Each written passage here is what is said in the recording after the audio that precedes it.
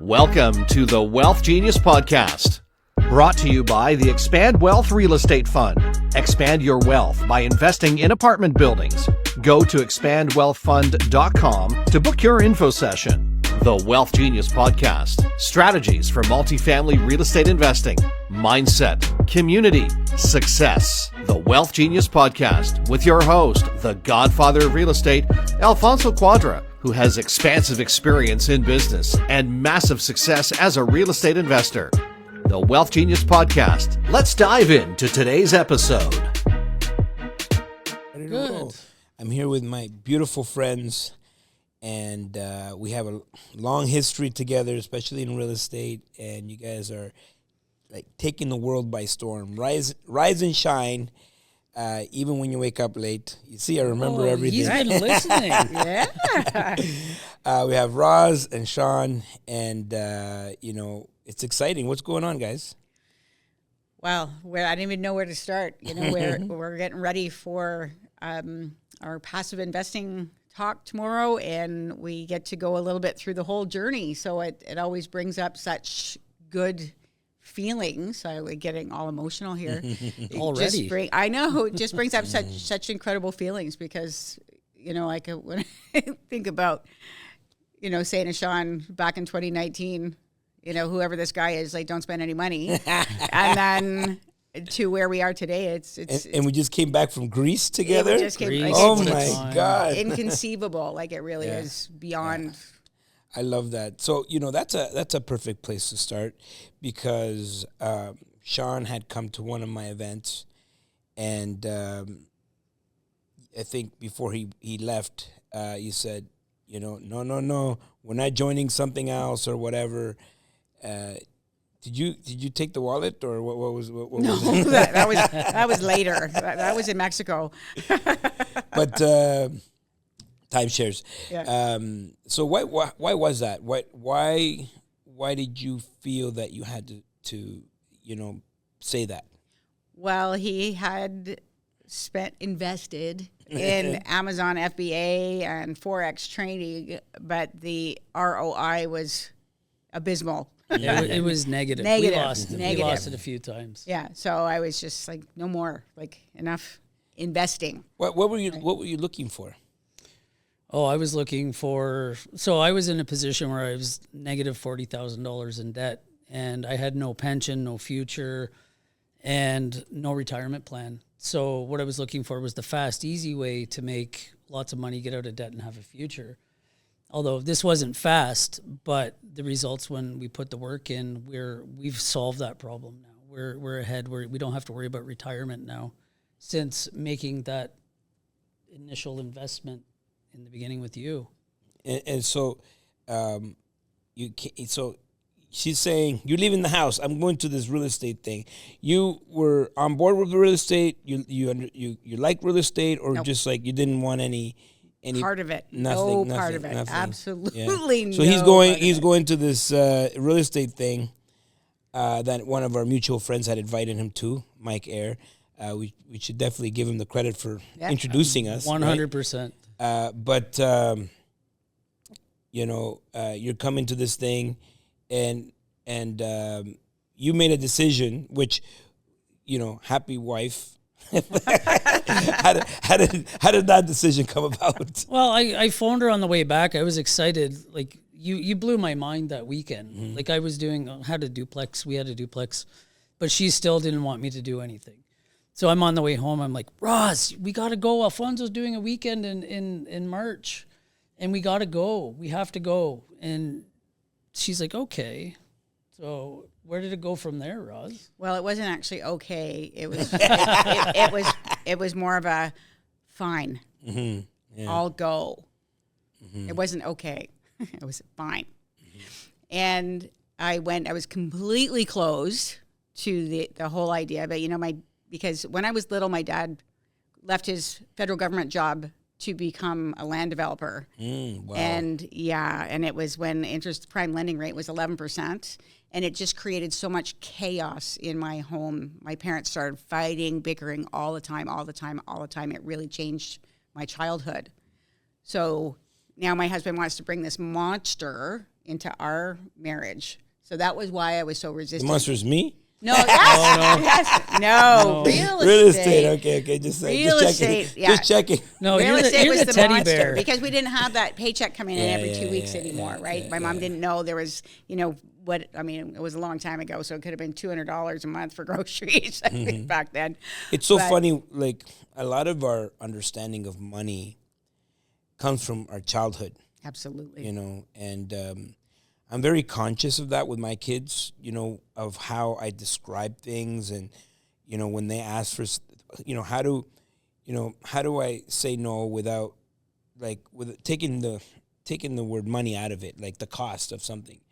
And I'm conscious of that because I remember as a kid, everything costs, and I could feel my mom's pain. And I remember thinking like, this is just like, we're just trying to get like dessert or whatever, No, it costs too much money. Like, what do I have to do to have my dessert, to have what I want or to live without lack? Mm-hmm. And a lot of our paradigms are created as a kid. And I could definitely see how a situation where, your dad has made this decision and now the entire family is affected. And in your mind, you're like, no, you just want a steady job and that's what you're supposed to do. Absolutely. At that same time, I had wanted so desperately to join Girl Scouts with all my girlfriends. And my mom came to me in September and said, we can't afford for you to go. And that devastated me because all of my friends and I had talked about it all summer, which badges we were going to get. And I was left out. I didn't belong. I no longer felt like I belonged. And it was huge. I was 8 years old. But so when he says real estate, I'm like, no. Yeah. Right? I'm going to be left out. There's only bad things. And then I went to that 3-day Ultimate Entrepreneur boot camp right before the world. Yeah, right. The week before. If I made the event a week later, you might not even be here. Right. Exactly. Exactly. And then, I started loosening up when I realized that everybody in the room was genuine and were sharing so deeply.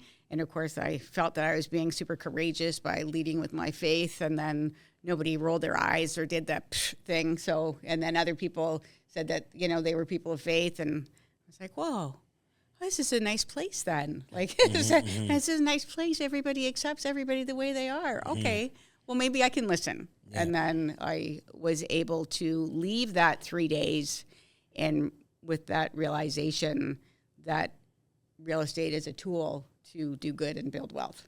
Yeah. Right? It wasn't a monster. I had created it as a monster, but it wasn't. And it has changed my life exponentially since that day. Retirement, everything. Right? My favorite part of the story is when you turned to Sean and you said, this is a pretty good place. We should join. We should join. Thank God, because I did in December. Yeah. And Sean says, well, we're already a part of it. That's right. So good. I'm glad you're on board. It worked out, thankfully. Yeah, it worked out. So, now you go on this amazing journey and, moving houses and getting uncomfortable and, apartment buildings and everything that you've done. You guys should be pretty proud of yourselves. Yeah. What was the hardest part about everything you've done? The biggest challenge. Well, they just keep changing, right?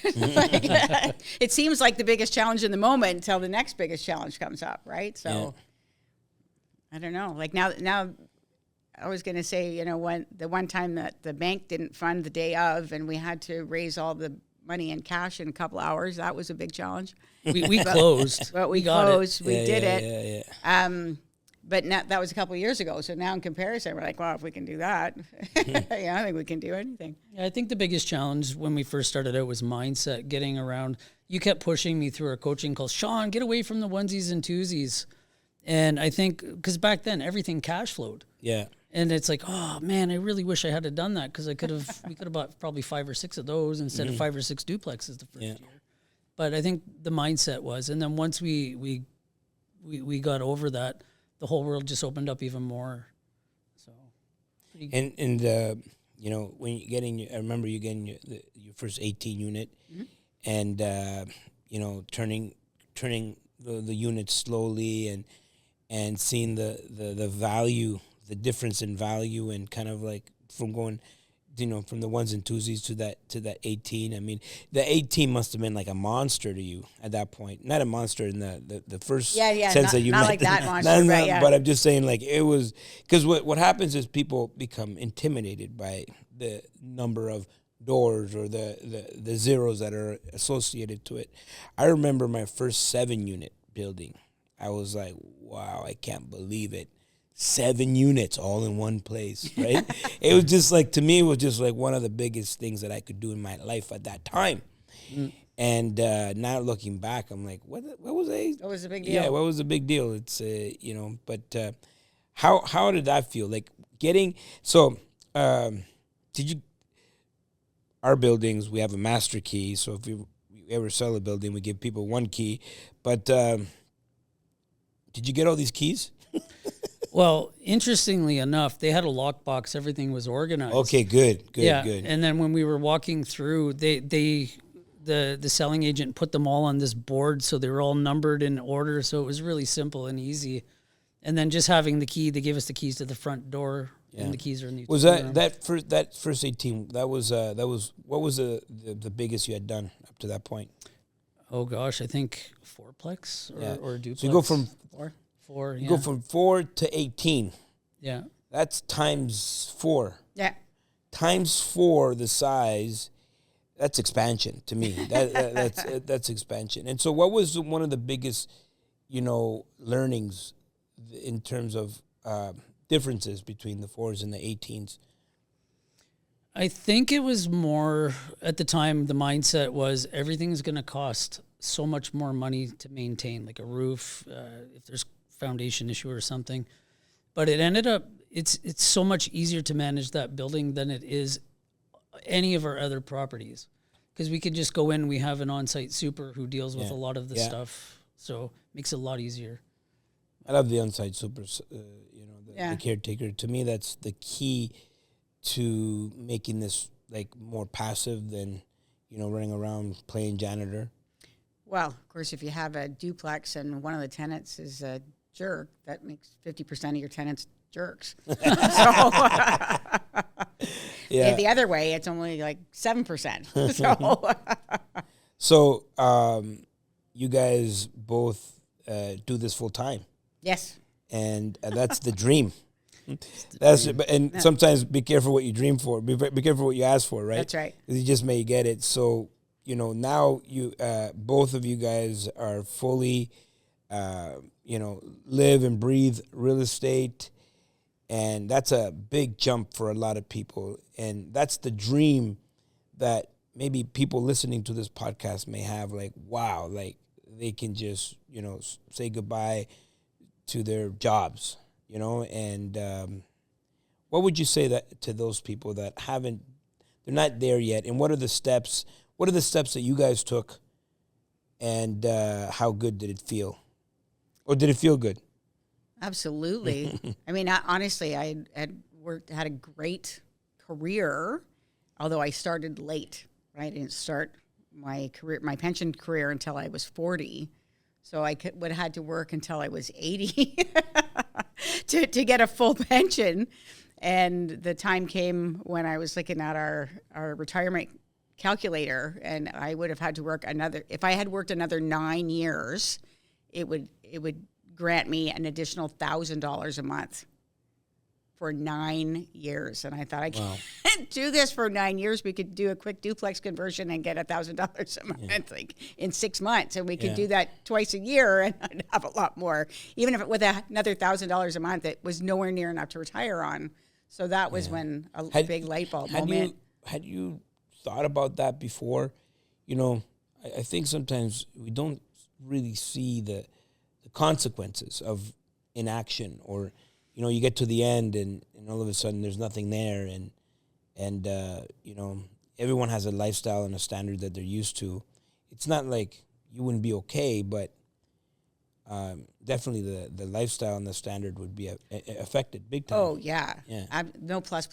Yeah. There's a lot of people as well who count on their pension. My mom, for example, she worked at it for the government for 30 years, whatever, got her pension, but she didn't have enough money really to live on her own. She owned a house, she had a mortgage payment, and all of these things, and it really affected her lifestyle because she had to figure out ways to make things work, because often your pension and your CPP and all that isn't enough.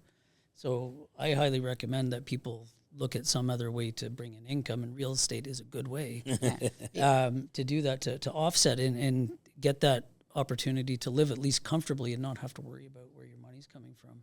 Yeah, if we can do it, seriously, if we can do it, anybody can do it. And we were essentially financially illiterate. Yeah.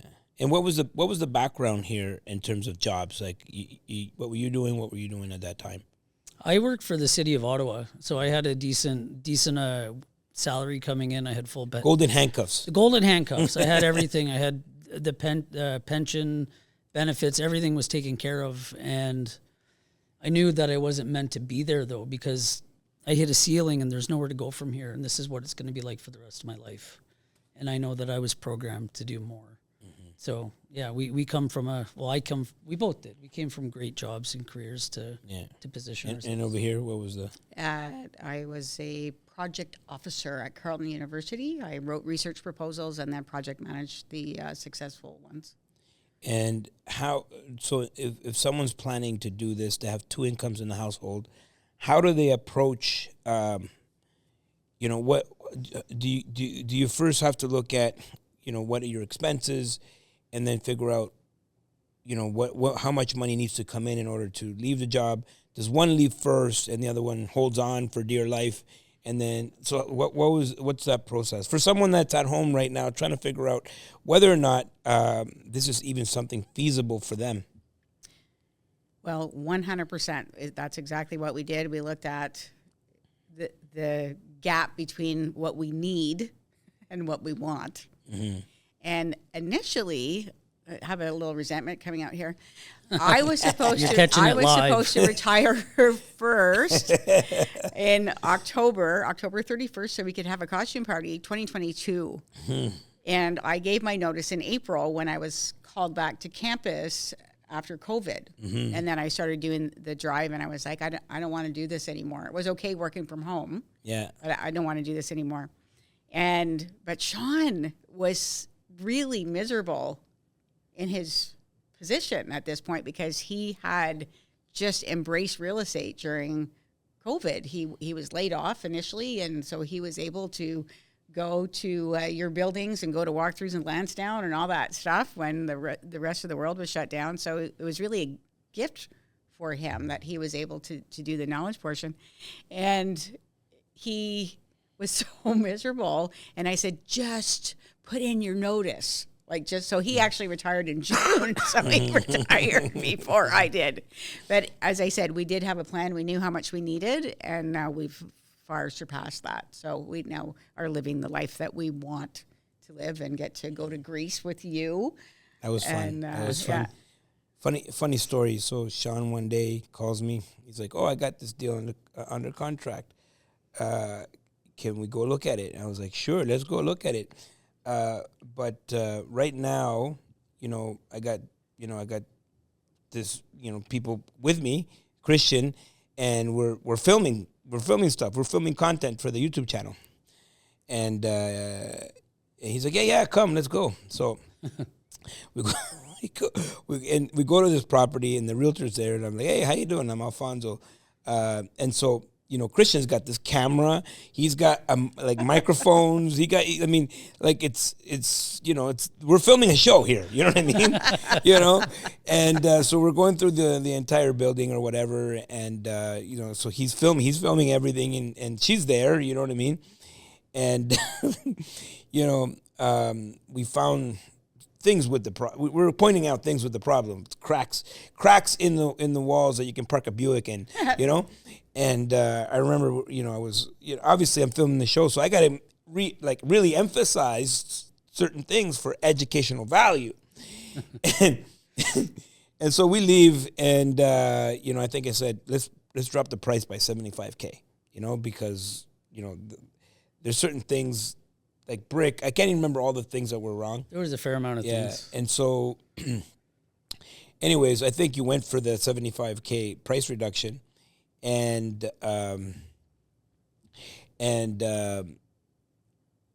they said no. So what are we going to do with the content? So might as well put it out, And so we put out this video that like instantly everybody was watching, and it's just me like pretty much ripping apart this property, which I wouldn't have released it if it was like still in the middle of a negotiation. Not thinking that maybe someone may want to buy that property, and it turns out the next people that had that deal on the contract were watching my video, and then Sean gets this call where it's it was a phone call, all right, with a realtor.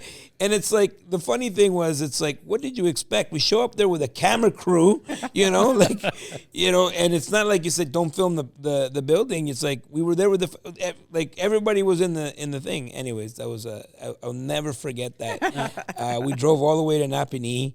It was like 2.5-hour drive, and it was well worth it, because I'm here to support you guys.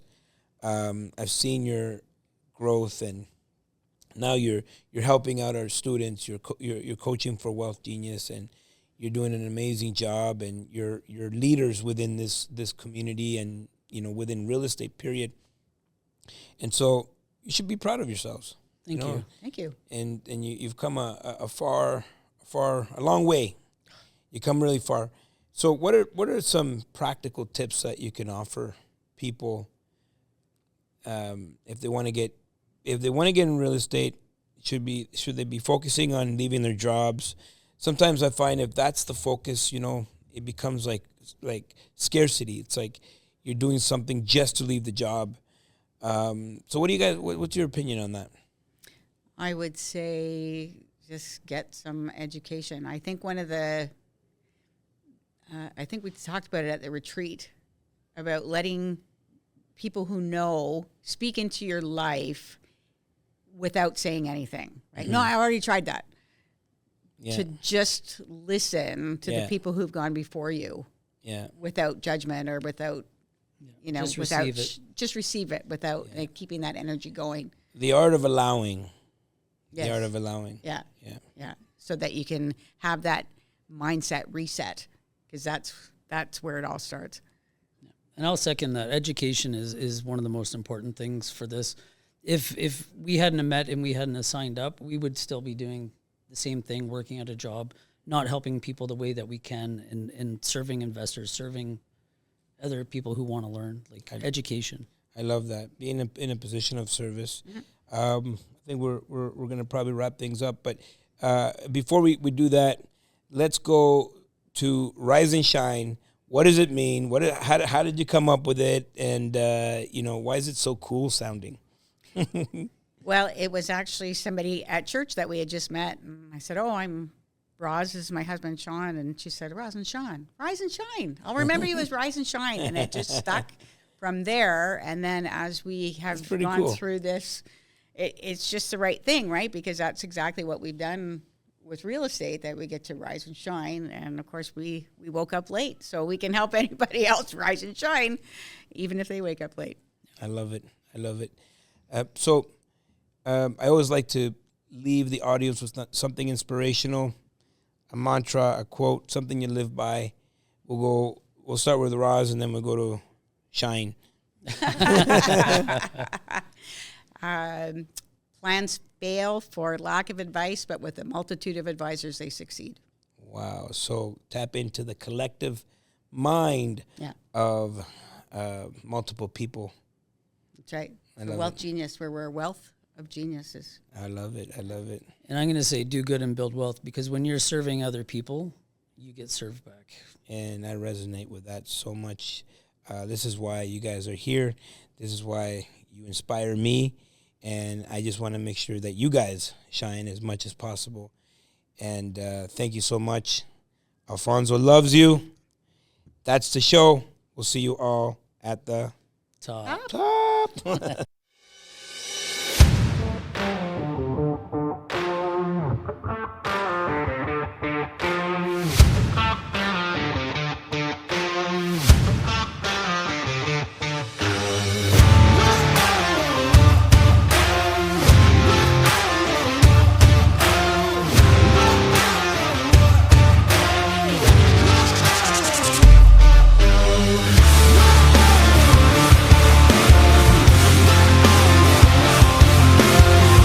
We made that announcement.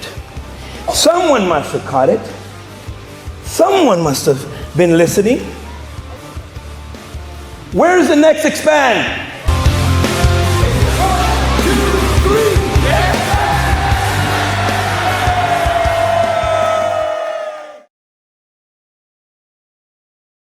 Thanks for listening to the Wealth Genius Podcast, presented in part by Expand Investor Conference, this May 16th to 18th in Edmonton, Alberta. Get your tickets now at wealthgenius.ai/expand, and we'll see you at the top.